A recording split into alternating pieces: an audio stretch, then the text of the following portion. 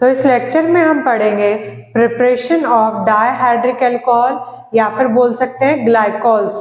डायहाइड्रिक alcohol को ही glycols भी कहा जाता है, जिनमें 2 OH ग्रुप हो अलग अलग कार्बन पर। ठीक है, बेसिकली हम यहाँ पे जो सारे प्रिपरेशन पढ़ेंगे वो पढ़ेंगे इथाइलिन ग्लाइकोल के लिए। स्टार्ट करते हैं। हमारा सबसे पहले मेथड ऑफ प्रिपरेशन है बाय हाइड्रोलाइसिस ऑफ इथाइलिन क्लोरोहाइड्रीन।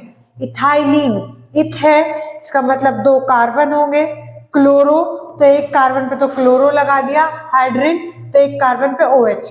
ठीक है, तो ये हो गया हमारे पास इथाइलिन क्लोरोहाइड्रीन, या फिर इसका IUPAC नेम होगा 2-क्लोरो इथेनॉल। तो हम 2-क्लोरो इथेनॉल लेके चले, इसकी NaHCO3 से रिएक्शन कराई तो क्या होगा, यहाँ से Cl निकलेगा ये Na लेकर, तो NaCl निकल जाएगा। ठीक है, और ये CO2 निकल जाएगा साइड प्रोडक्ट, और जो OH है इस Cl की जगह OH जाके जुड़ जाएगा।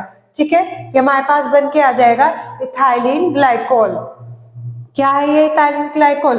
डायहाइड्रिक अल्कोहल ही तो है, क्योंकि इसमें 2 OH के ग्रुप हैं। क्लियर है?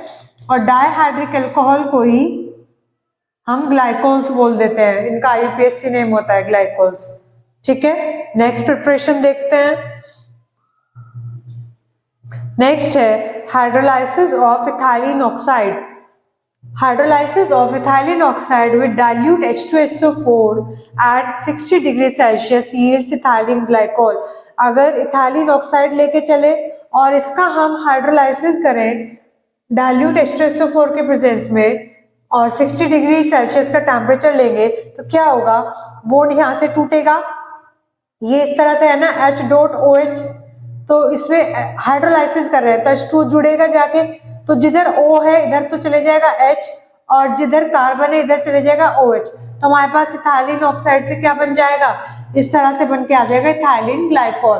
तो इथाइलिन ऑक्साइड का हाइड्रोलाइसिस करेंगे डाइल्यूट H2SO4 की प्रेजेंस में 60 डिग्री सेल्सियस पे, तुम्हारे पास इथाइलिन ग्लाइकोल बन के आएंगे। इसको हम क्या भी बोल सकते हैं, इथेन 1,2-डाइऑल, इसका IUPAC नेम। ठीक है, नेक्स्ट प्रिपरेशन देखें।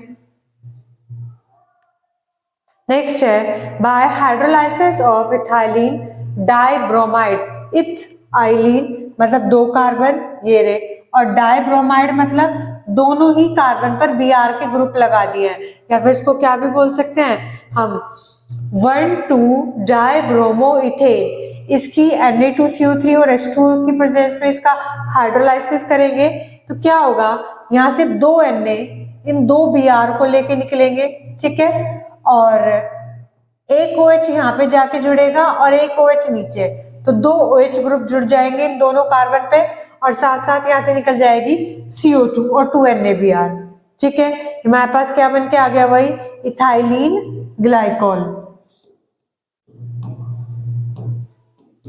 या फिर इसको बोलते हैं ethane 1,2-डाइऑल।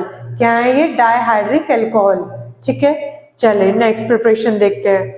Bye hydroxylation of ethylene, किसके प्रेजेंस में होगा ये hydroxylation, called dilute potassium permanganate मतलब KMnO4, और इसका कॉल्ड डाइल्यूट सॉल्यूशन जो होता है इसी को क्या कहा जाता है, बेयर्स रिएजेंट। तो ये जो रिएक्शन होगी वो बेयर्स रिएजेंट की प्रेजेंस में होगी।